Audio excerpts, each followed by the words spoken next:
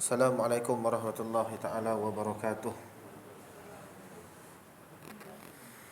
A'udzu billahi minasyaitonir rajim. Bismillahirrahmanirrahim. Alhamdulillahirabbil alamin. Wassalatu wassalamu ala asyrafil anbiya'i wal mursalin wa ala alihi wa ashabihi ajmain. Allahumma salli wa sallim ala sayyidina Muhammad wa ala alihi wa ashabihi wa man tabi'ahum bi ihsanin ila yaumiddin. Rabbi shrah li sadri wa yassir li amri wahlul 'uqdatam min lisani yafqahu qawli. Qalu subhanaka la ilma lana illa ma 'allamtana innaka antal alimul hakim. Amma ba'd. Alhamdulillah yang saya hormati Tuan Pengerusi, Tuan Imam, Tuan Bilal, Tuan Guru, ahli jawatan kuasa masjid, muslimin, muslimat yang dirahmati Allah sekalian. Alhamdulillah, syukur kepada Allah atas segala nikmat yang Allah kurniakan pada hari ini. Sama-sama kita dapat mengimarahkan rumah Allah. Sama-sama kita duduk dalam majlis ilmu. Alhamdulillah, syukur kepada Allah. Allah kurniakan nikmat iman dan juga nikmat Islam. InsyaAllah kita sambung pada malam ni kitab Riyadhus Salihin, Imam Nawawi rahimahullah. Tajuk untuk malam ni insyaAllah kita akan masuk tajuk kelebihan sifat wara' dan meninggalkan syubhah.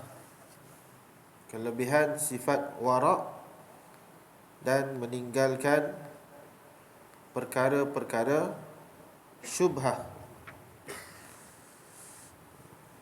Apa yang dimaksudkan dengan wara' dan apa yang dimaksudkan dengan syubhah? Okay, dua perkara yang kita akan bincangkan, kita akan kongsikan pada malam ni. Kita baca hadis yang pertama daripada An-Nu'man bin Bashir radhiyallahu ta'ala anhuma. Beliau berkata, sami'tu Rasulullah sallallahu alaihi wasallam, innal halala bayyinun wa innal harama bayyinun wa bainahuma mushtabihatun la ya'lamuhunna katsirun minan nas famanittaqa syubhati istabra'a lidinihi wa irdihi wa man waqa'a fi syubhati waqa'a fil harami karra'i yar'a hawlal hima yushiku an yarta'a fih ala wa inna likulli malikin himan ala wa inna himallahi maharimuhu ala wa inna fil jasadi mudghah idza salahat salahal jasadu kulluh wa idza fasadat fasadal jasadu kulluh ala wahiyal alqalbu. Kata Nu'man bin Bashir radhiyallahu ta'ala anhuma, beliau berkata, saya telah mendengar Rasulullah sallallahu alaihi wasallam bersabda, sesungguhnya sesuatu yang halal itu sudah jelas dan sesuatu yang haram itu juga sudah jelas. Dan di antara kedua-duanya terdapat perkara-perkara yang syubhah. Yang mana perkara syubhah itu tidak diketahui oleh kebanyakan manusia. Antara yang jelas, halal itu jelas, yang haram itu jelas. Tapi di tengah-tengah ada perkara-perkara syubhah. Yang halal ni ramai orang tahu, yang haram ni ramai orang dah tahu, yang syubhah ni yang ramai orang tak tahu. Kadang-kadang dia bukan tak tahu, tapi dia tak perasan. Kadang-kadang dia tak perasan, ataupun dia buat-buat tak tahu. Dia tahu benda tu syubhah, tapi dia buat-buat tak tahu. Tak apalah, ambil je lah. Buat-buat tak tahu. Sedangkan dia tahu benda tu syubhah. Dia jumpa duit tengah jalan. Ni duit siapa ni? Tak apalah, ambil je lah. Tu nama dia. Tu nama dia buat-buat tak tahu. Sedangkan dia tahu benda tu bukan duit dia, dan dia tak patutnya ambil. Lepas tu dia ambil. Dia pergi beli roti john. Dia beli makanan lah, contohnya. Syubhah. Kalau yang betul-betul tak tahu, yang mana dia ragu-ragu, nanti kita akan tengok bagaimana apa yang perlu kita buat kepada perkara-perkara yang syubhah ni. Apa yang kita patut buat kepada perkara-perkara yang syubhah. Dan Nabi sebut dalam hadis ini, barang siapa yang memelihara diri daripada perkara-perkara syubhah, maka dia telah memelihara agama dan kehormatannya. Siapa yang meninggalkan syubhah, maka dia telah menjaga kesucian agama Islam dan kehormatan dirinya sendiri. Dan Nabi sebut juga, sesiapa yang terjatuh dalam perkara-perkara syubhah, maka dia telah termasuk dalam perkara-perkara yang haram. Dia telah terjatuh ke dalam perkara-perkara yang haram. Hadis riwayat Imam Al-Bukhari dan Imam Muslim. Okey. Itu contoh syubhah saya bagi. Yang mana orang yang menjaga diri daripada perkara-perkara syubhah ini disebut sebagai orang yang wara'. Tu dia kaitannya. Orang yang tak ambil syubhah, itu antara ciri-ciri orang yang wara'. Wara' ni macam mana? Dia confirm halal, baru dia ambil. Yang haram, dia tinggal. Yang ragu-ragu, dia tak ambil. Ragu-ragu, dia tak ambil. Maka ni antara ciri-ciri orang yang wara'. Orang yang menjauhi segala larangan dan perkara yang diharamkan Allah, dan orang yang menjauhi perkara-perkara yang syubhah. Itulah yang dinamakan wara'. Orang yang benar-benar meninggalkan perkara haram dan tidak mengambil syubhah, maka itu orang yang wara'. Jadi kita dah dapat tahu apa maksud wara' dan apa itu syubhah. Saya bagi contoh hadis dalam hadis yang lain daripada Anas radhiyallahu taala anhu, anna Nabiy sallallahu alaihi wasallam wajada tamratan fit tariq faqala laula anni akhafu an takuna minas sadaqah la akaltuha. Satu hari Nabi sallallahu alaihi wasallam telah jumpa sebiji kurma di satu laluan. Nabi jalan, tiba-tiba nampak satu kurma, sebiji je. Sebiji kurma. Bukan duit, kurma sebiji. Lalu baginda bersabda, sekiranya saya tidak khawatir bahawa dia adalah harta sedekah, dah tentu saya sudah memakannya. Dekat sini nak kata apa? Nabi ada ragu-ragu. Ni harta apa ni? Adakah dia harta sedekah ke bukan? Jadi dia confused, tak tahu harta tu daripada mana. Nabi ambil tak? Nabi tak ambil. Itu yang Nabi buat. Kita cuba tukar, macam saya sebut tadi, kita jumpa duit tengah jalan. Kita tak tahu duit tu siapa punya. Entah duit orang ke, duit anak yatim ke, duit orang fakir miskin ke jatuh. Kita tak tahu, tak confirm. Jadi apa yang kita kena buat? Pertama, kita biarkan. Yang kedua, kalau kita ambil pun, kita kena isytiharkan, iklankan selama 1 tahun. Setahun lamanya. RM1 contohnya. Jumpa duit RM1, ni duit siapa tak tahu. Iklankan dekat Facebook. Bagi tahu dekat pengerusi masjid. Buat pengumuman dekat mic. Siapa ada hilang RM1 boleh datang masjid sekarang. Walaupun RM1. Walaupun RM1. Sebab nak jaga diri daripada syubhah. Tapi kita, bukan kita lah, orang lain yang kat luar sana, dia jumpa duit, ambil je lah. Rezeki Allah. Halal ke tak? Syubhah. Syubhah ni halal ke haram? Nabi dah sebut, syubhah itu haram. So kesimpulan dia, kalau kita nak ambil, boleh ambil, tapi kena isytiharkan. Umumkan selama 1 tahun. Setahun lama dia. Setiap hari kena iklankan. Siapa ada hilang duit RM1,000? Sorry, dia tak boleh bagi tahu. Siapa ada hilang duit, boleh jumpa dengan saya.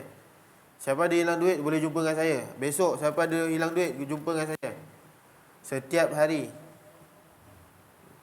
Selama seminggu. Lepas tu minggu seterusnya, seminggu sekali. Lepas tu, bulan sampai setahun. Kalau tak ada orang tuntut, baru kita boleh guna. Kalau katalah kita jumpa duit RM10,000, tapi tak ada orang tuntut. Dah iklan setahun dah. Tak ada orang tuntut. Kita boleh guna. Jangan suka dulu, kena isytihar dulu. Isytihar, iklankan setahun. Dah cukup setahun, tak ada orang datang, lebih daripada setahun, tiba-tiba 2 bulan akan datang. Tiba-tiba datang, ada orang call, bang, abang, saya hilang duit lah. Kita tanya berapa ribu? RM10,000. Betul lah tu. Macam mana duit dia? Dekat dalam apa? Saya simpan dalam sampul surat. Betul lah tu. Kat mana hilang? Dia cerita sekian. Memang betul duit dia. Maka kita kena buat apa? Pulangkan. Walaupun dah lebih setahun. Tetap kena pulangkan. Habis dah guna tadi, dah guna RM1,000 contoh, tinggal RM9,000. Apa kita kena buat? Jangan buat tak tahu. Bayar balik. Bayar balik, jangan buat tak tahu. Kalau tak boleh bayar balik, bang, saya dah terguna RM1,000. Macam mana ni? Dia kata tak apa, yang tu saya halalkan. Tak apalah, selamat. Habis dia kata, RM1,000 ni banyak, bayar balik lah. Ansur-ansur pun tak apa. Ansur-ansur bayarlah ansur-ansur. Contoh dia. Syubhah nama dia. Tak tahu duit siapa, kita jangan ambil je. Mungkin kita nak iklankan, malas nak iklankan, tak tahu nak iklan kat siapa. Tuan-tuan biar je tengah jalan tu. Yang itu lebih selamat. Yang itu lebih baik untuk kita lah. Lebih baik untuk kita sebenarnya. Jadi tuan-tuan, muslimin muslimat yang dirahmati Allah, yang itu yang Nabi buat. Nabi lakukan seperti itu untuk elakkan apa? Syubhah nama dia. Okay, hadis yang lain daripada Uqbah bin Al-Haris radhiyallahu taala anhu, annahu tazawwaja binatan li Abi Ihab bin Aziz, fatathu imra'atun faqalat inni qad arda'tu Uqbah wallati qad tazawwaja biha.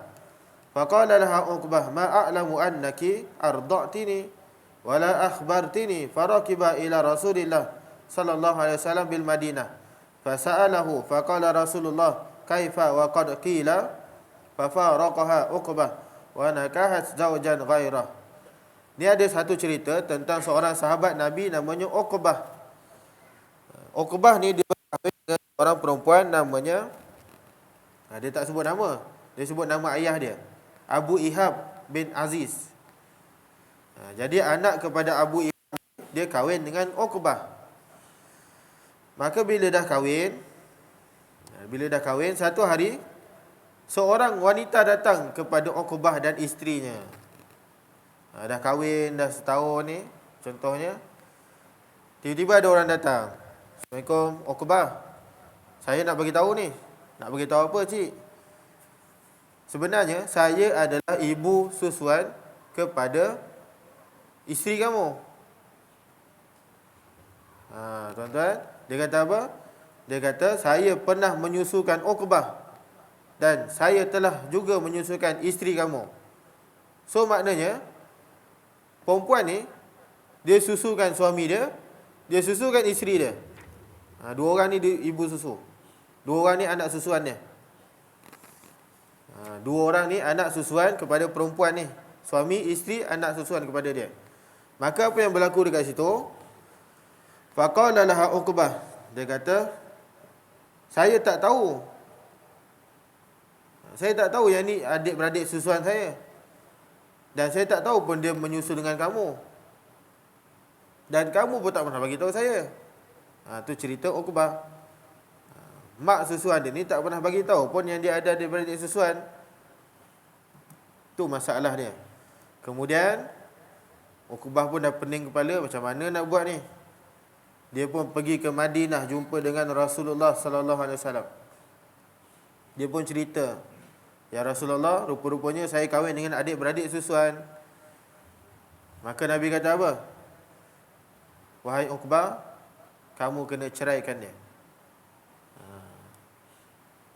So apa jadi lepas tu? Uqbah pun bercerai dan perempuan tu kahwin dengan orang lain. Tu nama dia syubhah. Kita tak tahu, tak pasti. Tapi bila kita dah tahu, apa kita kena buat? Tinggalkan. Jauhi perkara tersebut. Mula-mula kita tak tahu tu haram. Mula-mula kita tak tahu tu duit apa haram, perkara haram kita tak tahu. Tapi bila kita dah tahu, maka kita tinggalkan. Itu maksud dia. Kadang-kadang kita tak perasan, kita tak tahu. Tapi kalau betul-betul tak tahu, tak apa, dimaafkan. Macam Uqbah ni, dia tak tahu betul. Mak susuan dia tak pernah cerita pun yang dia ada adik-beradik lain susuan. So dia kahwin je lah dengan perempuan ni. Rupa-rupanya tu adik-beradik dia, adik-beradik susuan. So bila dah tahu, dia kahwin terus tak? Tak, dia kena cerai. Jadi mereka pun bercerai. Untuk jaga apa? Itu nama dia syubhah. Perkara-perkara yang syubhah. Kalau tak tahu betul-betul, dimaafkan. Tapi kalau dah tahu tapi masih ambil, itu haram hukum dia. Kemudian hadis yang seterusnya daripada Aisyah radhiyallahu taala anha, beliau berkata, kana li Abi Bakrin radhiyallahu taala anhu ghulamun yukhriju lahu al-kharaj. Wa kana Abu Bakrin ya'kulu min kharajihi. Faja'a yawman bi syai'in fa akala minhu Abu Bakar. Faqala lahu al-ghulam, tadri ma hadha? Faqala Abu Bakar, wa ma huwa? Qala kuntu takahantu li insanin fil jahiliyah wa ma uhsinul kihanata illa anni khada'tuhu. Falaqiyani fa'atani bidzalik. Fahadha alladhi akalta minhu fa'adkhalaha Abu Bakrin yadahu faqa'a kulla syai'in fi batnihi. Hadis daripada Aisyah, dia cerita tentang ayah dia, Abu Bakar, Saidina Abu Bakar As-Siddiq. Saidina Abu Bakar, dia pernah ada seorang hamba. Dia pernah ada seorang hamba, yang mana hamba ini bila dia buat satu perniagaan, dia buat satu kerja, hasil dia akan bagi pada Saidina Abu Bakar. Dia bisnes apa-apa saja, dia dapat untung, dia dapat hasil, dia bagi pada Saidina Abu Bakar. Seorang hamba dia ni. Jadi satu hari tu, hamba tersebut dia bawa makanan, bawa dia bagi pada Saidina Abu Bakar. Lalu Abu Bakar pun makan makanan tersebut. Dia makan. Dah habis makan, hamba ni tanya, wahai Abu Bakar, kamu tahu tak tu makanan apa? Sudah. Dah habis dah telan ni, baru member tanya, bang, abang tahu tak tu makanan apa? Kenapa Abu Bakar tak tanya? Sebab boleh jadi kebiasaannya dia memang hari-hari bagi. Hari-hari hamba dia bagi makanan, hari-hari dia bagi duit, hasil dia bagi pada Abu Bakar. Jadi Abu Bakar ni tak adalah tanya. Tiba-tiba satu hari tu, bila Abu Bakar dah makan, hamba dia tanya, wahai tuan, tuan tahu tak tu makanan apa? Maka Abu Bakar pun terkejut. Makanan apa ni? Dah kenyang dah.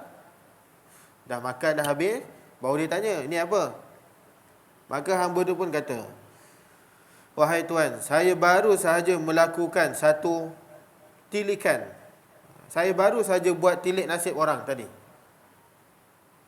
Ada seorang ni datang, dia minta saya tilik nasib dia. Jadi saya buatlah tilikan mengikut zaman jahiliyah dulu. Lepas tu dia bagi saya duit. Duit tu saya beli makanan. Dan makanan tu yang tu tuan makan tadi. Dia buat kerja tilikan, tilik nasib. Yang mana tilik nasib ni haram. Dia dapat duit tilik nasib tu, dia beli nasi ayam. Nasi ayam tu dia bagi pada Saidina Abu Bakar. Saidina Abu Bakar dah makan, dah habis, dia baru tanya, tuan tahu tak tu apa? Tu yang dia cerita tu. Maka tuan-tuan yang dirahmati Allah, apa yang berlaku ketika itu? Abu Bakar pun, dia bila dah cerita je, Abu Bakar pun dia masukkan jarinya ke dalam mulut. Dia buat apa? Dia korek balik bang. Korek balik, muntah, keluarkan balik nasi ayam tadi. Semata-mata. Sebab dia dah tahu tu makanan haram. Abu Bakar dia korek balik mulut dia, keluarkan balik makanan yang dia makan tadi, hasil daripada tilik nasib. Tuan-tuan, ini nama dia sifat wara'. Kita pernah buat? Tak apalah, dah selamat dah, macam mana? Dah selamat dah kenyang dah dalam perut ni, tak apalah, biarlah. Dia tak adalah sampai kena korek sebenarnya, tak perlu pun. Tapi apa yang Saidina Abu Bakar ni buat, sebab dia nak jaga sifat wara' dalam diri dia. Kita ni tak berapa nak wara', jadi bedal je lah masalah. Orang dah bagi KFC lah contoh dia, bukan nak promote, tapi ada orang bagi, kita pun makan. Lepas tu dia kata, abang tahu tak KFC tu daripada mana? Tak tahu, saya curi tadi. Saya tak tahu nak bagi siapa, saya bagi abang. So kita buat apa? Tak apa dah, kenyang alhamdulillah. Tapi kalau dia tak bagi tahu, tak apa. Dia tak bagi tahu, tak apa. Dia dah bagi, walaupun dia curi KFC tu, dia bagi. Dia dah bagi, kita makan. Dia tak bagi tahu, dia curi. Yang tu tak apa. Tapi bila dia dah bagi tahu, sepatutnya kita kena buat apa? Keluarkanlah balik. Kalau nak jaga sifat wara' tu. Tapi kita ni, yalah macam saya sebut tadi, kurang waraknya. Kadang-kadang tak warak pun. Macam itulah. Dah kenyang, selamat dah dalam perut, biar je lah. Kejap lagi kan dia jadi juga najis. Sama je. Itu nama dia kurang warak. Tapi Abu Bakar As-Siddiq, dia menjaga diri dia daripada perkara-perkara yang syubha untuk menjaga sifat warak pada diri dia. Itu maksud warak. Jadi tuan-tuan, kita ni antara sifat yang kita perlu ada adalah sifat warak tu. Sifat warak tu kita perlu ada. Ada satu kisah pada zaman Imam Ahmad bin Hanbal. Imam Ahmad bin Hanbal ni, satu hari ada seorang perempuan datang kepada dia. Ada seorang perempuan datang kepada dia. Dia tanya, wahai Imam, saya ada satu soalan. Saya ni tukang jahit. Jahit baju. Saya jahit baju. Cuma masalahnya, saya nak tanya beberapa perkara. Saya jahit baju hanya pada waktu malam, kata perempuan ni. Saya jahit baju waktu malam je. Waktu siang kami buat kerja rumah. Masak, menyapu, mop lantai, pergi pasar sampai petang. Bila dah petang, dah lepas maghrib, dah solat maghrib, dah solat isyak, lalu kami menjahit. Tapi Imam, rumah kami ni tak ada lampu Kalimantan macam ni. Zaman dulu tak ada lampu Kalimantan ni. Tak ada lampu LED, spotlight, tak ada. Maka kami ni hanya mengharapkan lampu ataupun cahaya daripada bulan. Zaman dulu mana ada lampu. Jadi kita harapkan lampu pada bulan, kata perempuan ni. Kalau bulan, tengah bulan, bulan tu terang, jadi senanglah kita orang jahit. Tapi kalau awal bulan, dia bulan sabit, jadi tak berapa terang. Okay. Lepas tu, Imam Ahmad tanya, lepas tu apa jadi? Soalan dia, ada satu hari perkampungan kami ni, dia buat konsert. Dia buat pesta keramaian, nyanyi-nyanyi, dia buat joget-joget lambak, dia buat. Jadi waktu tu dia bakarlah api sebesar-besar api. Zaman dulu tak guna lampu spotlight tu, dia guna api. Bila dia buka api tu besar, so menerangi satu kampung. Masa ketika itulah kami ambil kesempatan untuk jahit baju. Waktu terang benderang konsert tu, kami ambil kesempatan jahit baju. Soalan saya, wahai Imam, apakah hasil pendapatan kami pada ketika itu? Halal ke haram? Sebab kami tompang lampu konsert tadi. Tuan-tuan, macam mana nak jawab tu? Soalan kebat lagi susah daripada soalan UPKK. Tapi soalan UPKK pun susah sebenarnya. Tapi tak sesusah ni lah. Soalan dia, apa hukum perempuan ni jahit, dia guna lampu konsert? Konsert tu haram. Konsert tu haram. Campur perempuan joget-joget. Jadi lampu dia tu mengalir ke rumah contohnya. So di kesempatan lampu tu, dia pun jahit lah. Dapatlah selai 2 baju. Dia jual. Hasil jualan tu halal ke haram? Imam Ahmad dia dah tergaruk-garuk dah. Alamak, dia bukan soalan tu susah tau. Imam Ahmad ni bijak, dia tak ada kata susah pun. Tapi dia tanya, kamu ni siapa sebenarnya? Kenapa tanya soalan pelik-pelik macam ni? Rupa-rupanya bila dia kata saya adalah adik kepada seorang ulama, namanya Bishr Al-Hafi. Bishr Al-Hafi ni memang terkenal dengan sifat warak dia. Dia tak ambil perkara-perkara syubhah dan haram. Saya adik dia. Maka Imam Ahmad bin Hanbal pun dia kata, oh kalau macam tu, untuk awak, adik Bishr Al-Hafi, hukum dia adalah sebab abang kamu menjaga yang betul jaga. Tapi untuk orang lain sebenarnya tak haram pun, harus. Tuan-tuan, soalan tu susah nak jawab. Tapi ikut orang. Nabi Imam Ahmad dia jawab, ni kau ni tak boleh. Sebab kau memang jaga warak. Family kau daripada dulu sampai sekarang memang menjaga sifat warak. Jadi kau kena teruskan sifat warak tu. Tapi orang yang tak berapa warak ni, bolehlah dia ambil. Macam kita lah. Bukan kita, saya. Tuan-tuan warak semua. Macam kita makan KFC tadi, tak tahu daripada mana dia ambil, kita makan je lah. Dah bagi tahu dah, ni saya curi, tak apalah, halal, haram. Ni dah kenyang dah ni. Itu namanya kurang warak.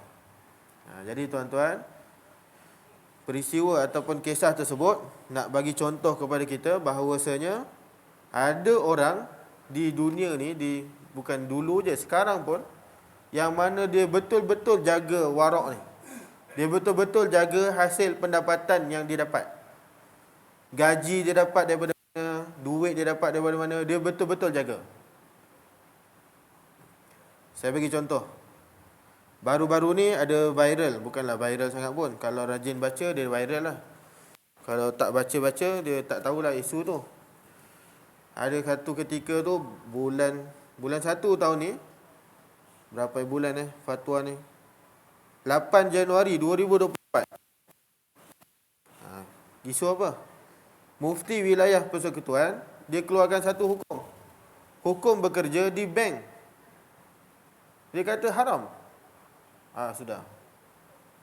Takkan kerja bank nak berhenti? 8 Januari 2024. Minggu lepas. Hukum bekerja di bank konvensional adalah haram. Maka ramailah melenting masa tu. Orang kita ni memang tak boleh dengar benda-benda macam ni. Dia hentam dulu, baru baca. Dah hentam baru baca. Dah hentam baru baca. Macam petang tadi lah. Apa yang berlaku petang tadi? Tak tahu juga. Tuan-tuan memang ibadah betul lah. Petang tadi, hari ni peperiksaan UPKK dibatalkan. Untuk hari ni. Tiba-tiba hakim keluarkan kenyataan. Bukan di lain. Jadi bila orang dah tahu ketangguh lah orang macam ni. Apalah Jakim ni tak fikir ke sian anak-anak dah baca. Tak. Dia hentam dulu baru baca. Orang hentam dulu baru baca. Dia tak baca dulu. Tu isu dia lah hari ni. Sama juga dengan hukum yang dikeluarkan oleh mufti ni.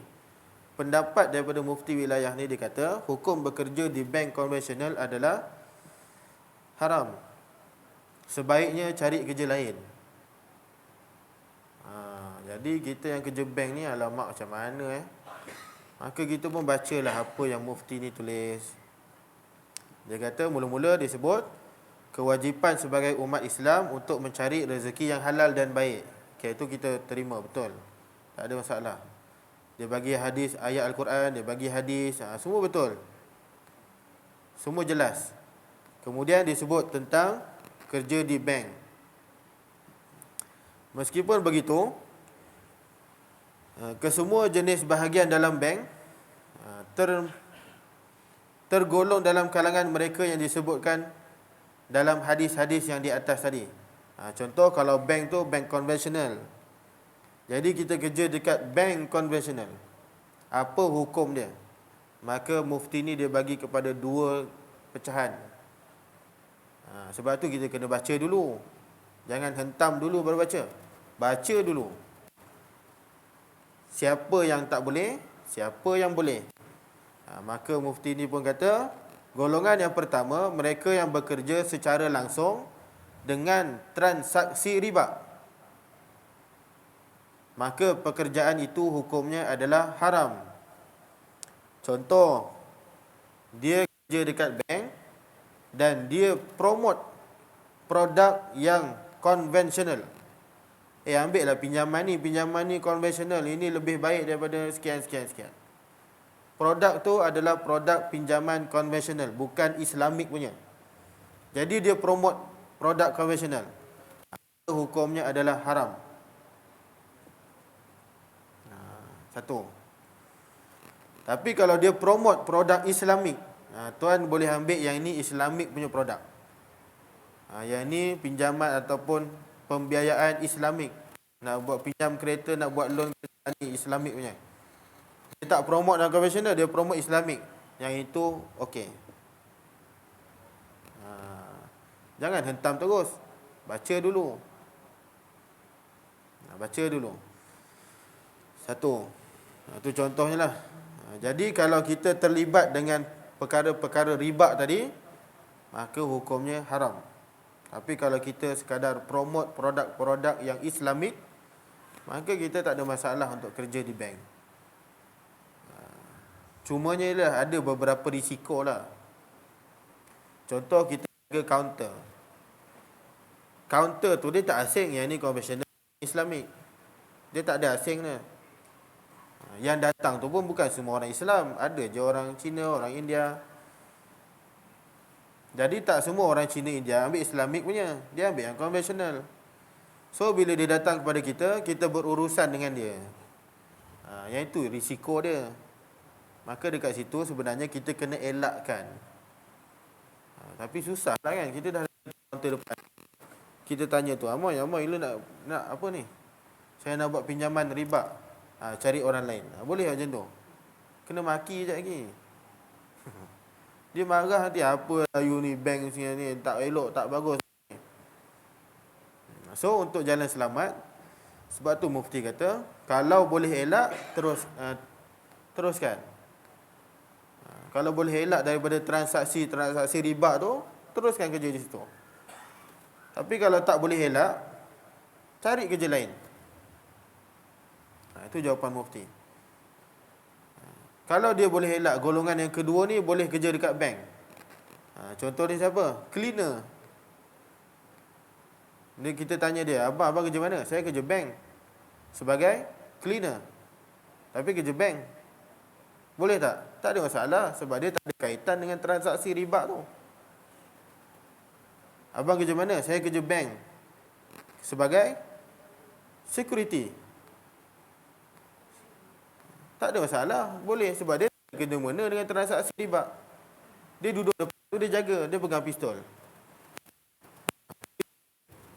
Ada perompak, dia kalau ada lah. So, bolehlah dia kerja kat bank, tak ada masalah. Itu maksud dia. Jangan hentam sembrono. Baca dulu. Tapi netizen di Malaysia ni, dia ada jabatan netizen. Dia ada jabatan tau. Jabatan netizen. Ada ketua netizen, ada penolong dia. Agaknya lah. Dia hentam dulu. Dia orang ni memang hentam dulu. Dia tak akan baca dulu ulama' ni sebut. Okay. Maka mufti dekat situ last kali penenggan yang bawah tu. Tuan-tuan boleh cari sendiri dekat Google. Dia akan keluar fatwa mufti wilayah tu. Berdasarkan penjelasan di atas, apa yang dapat kami nasihatkan ialah mereka yang sudah melibatkan diri dalam dunia pekerjaan di bank konvensional, mereka perlu berusaha sebaik mungkin untuk mencari pekerjaan halal yang lain. Jadi tuan-tuan, kalau kita rasa tak mampu nak mengelak daripada perkara-perkara riba tu, elok kita cari kerja lain lah. Itu jawapan daripada mufti. Bukanlah haram 100%, tak. Okey, itu nama dia menjaga diri daripada sifat syubhah. Itu namanya warak. Kalau dia betul-betul warak, dia tinggalkan pekerjaan itu dan dia cari kerja yang lebih baik. Walaupun gaji kerja bank tu dah 5,000, 6,000. Tapi dia jadi kerja lain kerja ni, walaupun gaji dia tak sampai 1,000 pun, yang itu berkat untuk dia, lagi bagus. Itu namanya warak. Itu sifat warak nama dia. Ustaz cakap senang lah, kalau gaji 1,000 macam mana nak buat loan? Terpulang lah, nak buat loan ke nak buat apa ke, tu belakang cerita. Cari halal dulu, kemudian kita buat loan. Kita buat loan dekat mak banyak duit. Contoh lah, ayah banyak duit, buat loan kat dia orang.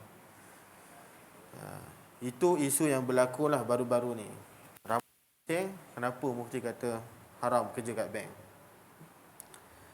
Begitu juga dengan isu yang sama, dah lama dah bising benda ni, pendapatan negara. Habis tu orang kerja government, kerja kerajaan ni, gaji dia haram lah Ustaz. Sebab dia bercampur dengan cukai tu. Yang ini saya dah jawab dah sebenarnya. Kesimpulan dia, saya jawab senang je. Ada orang yang mana dia betul-betul jaga warak dia. Dia betul-betul jaga warak dia tu. Jadi dia berhenti kerja kerajaan. Itu terpulanglah pada dia. Sebab tu pendapat dia. Dia nak jaga warak dia tu. Terpulang. Jangan kita kata engkau ni kolot, engkau ni ketinggalan zaman dan sebagainya. Tapi orang yang memang cari rezeki kerja kerajaan ni, jangan kita kata engkau ni makan duit haram. Jangan cakap macam tu. Sebab apa? Sebab mufti pun dah keluar dah fatwa kata halal. Sebab duit yang dikerjakan tu, yang dia dapat tu bukanlah daripada hasil arak ke apa. Dia dapat duit, gaji, hasil daripada usaha kerja dia.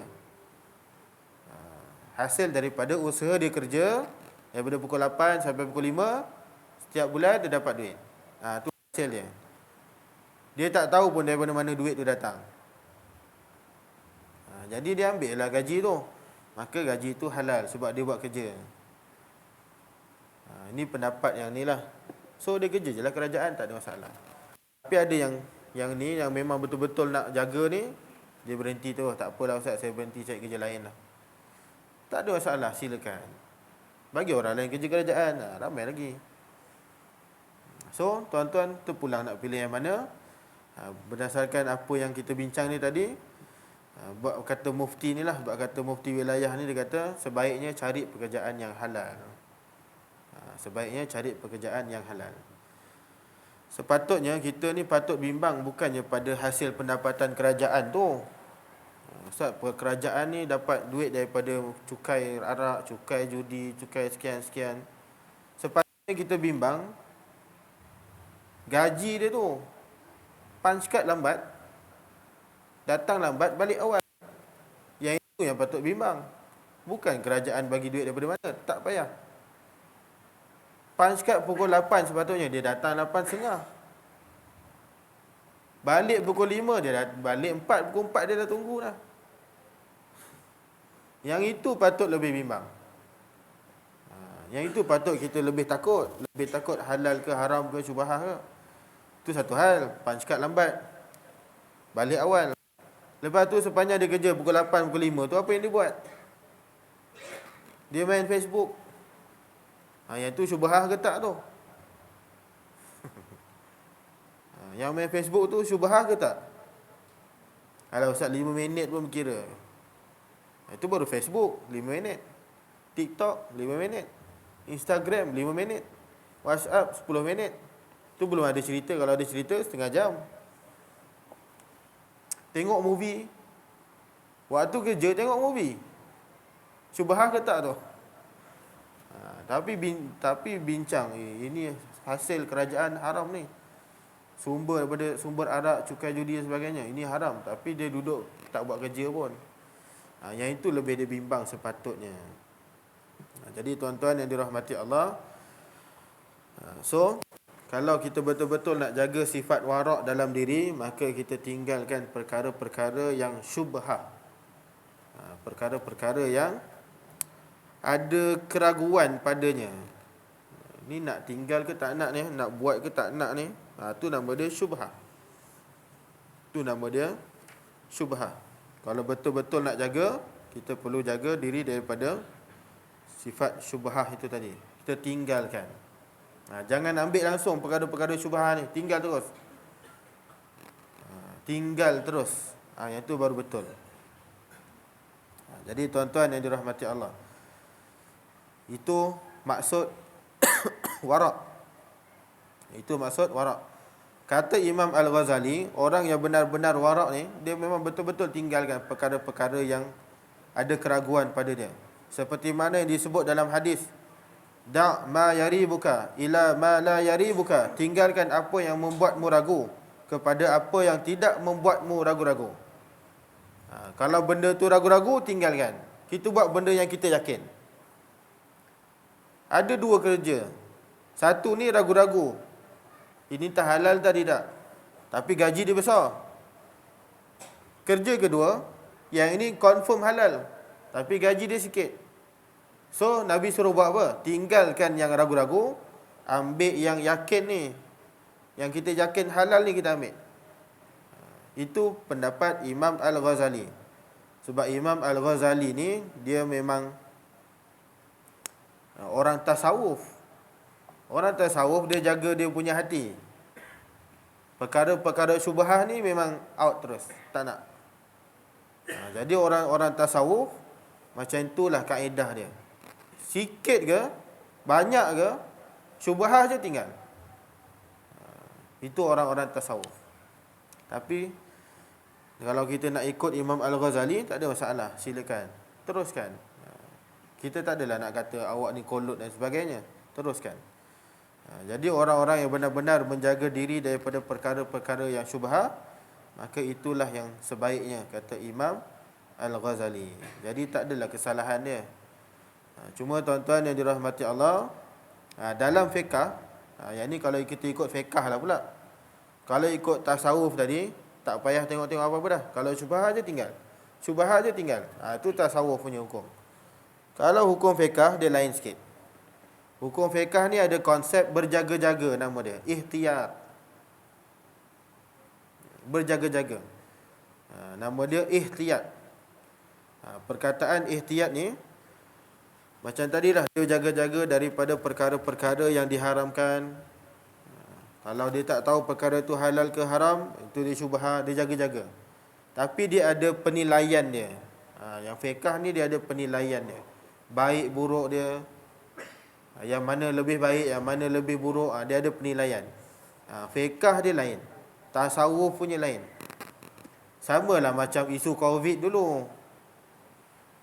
Macam isu Covid dulu, kenapa tutup masjid? Kenapa tutup masjid? Orang tasawuf tak bagi. Sebab apa? Sebab masjid inilah tempat yang paling berkat. Kita boleh berdoa dekat sini. Kalau ditutup, macam mana kita nak doa? Dekat sinilah tempat yang paling baik untuk kita bermunajat dan sebagainya. Tu tasawuf punya jawapan. Kita tengok pula pada ahli fiqh. Apa? Tak boleh buka sebab mudarat. So kita kena tutup. Kan jawapan dia berbeza. Tapi mana satu betul, mana satu salah? Dua-dua betul. Dua-dua betul. Cuma yang tasawuf ni dia lebih kepada hati dalam. Yang fiqh ni dia lebih kepada luaran. Halal ke haram, mudarat ke manfaat. Tu fiqh. Jadi kita memang akan berbeza pendapat dalam bab-bab macam ni.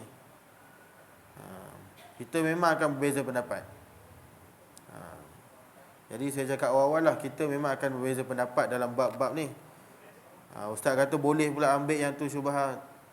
Saya nak jaga diri daripada perkara syubhat, saya nak warak. Silakan. Yang ini dia tak nak ambil, dia nak kerja je, tak ada masalah. Silakan. Yang ni dia tak nak ambil, silakan. Jadi tuan-tuan, nanti saya akan sambung macam mana ihtiyat yang dianjurkan dalam fiqh. Macam mana kita nak tahu benda tu kita kena tinggal ke nak kena ambil? Boleh ambil ke tidak? Dia ada penilaian dia. Ni fiqh dia ada penilaian dia. Dia macam matematik sikit lah. Susah sikit lah nak kena kira-kira. Dia kena ambil kalkulator. Macam mana ni dia ada banyak kebaikan, ada banyak, tapi ada mudarat sikit. Itu fiqh punya. Tapi kalau tasawuf, ada mudarat sikit je, out. Mudarat sikit je, out. Nampak kat situ beza? Okey, nampak. Jadi tuan-tuan, nanti saya akan sambung konsep ihtiyat. Bagaimana cara kita nak beramal menurut ulama-ulama fiqh, fuqaha. Ini bukan ulama tasawuf, ulama fuqaha. Jadi kita akan sambung pada pertemuan akan datang. InsyaAllah tajuk yang sama, kelebihan warak dan meninggalkan perkara-perkara syubhat. Wallahu alam. Sekadar itu saja untuk malam ni. Yang baik datang daripada Allah, yang lemah, yang kurang datang pada saya sendiri. Qulu qawli hadza wa astaghfirullahal azim li wa lakum. Wabillahi taufiq wal hidayah. Wassalamualaikum warahmatullahi wabarakatuh. A'udzu billahi minasyaitonir rajim. Bismillahirrahmanirrahim. Alhamdulillahirabbil alamin. Wassalatu wassalamu ala asyrafil anbiya'i wal mursalin wa ala alihi wa sahbihi ajma'in. Allahumma rzuqna mutaba'atin nabiyyi sallallahu alaihi wasallam awwalan wa akhiran wa zahiran wa batinan wa qawlan wa fi'lan wa ibadatan wa amalan salihan. Allahumma faqihna fid din na ta'wil. Rabbana atina fid dunya hasanah wa fil akhirati hasanah wa qina azaban nar. Wa sallallahu ala sayyidina Muhammad wa ala alihi wa sahbihi wa sallam walhamdulillahi rabbil alamin. Taqabbalallahu minkum.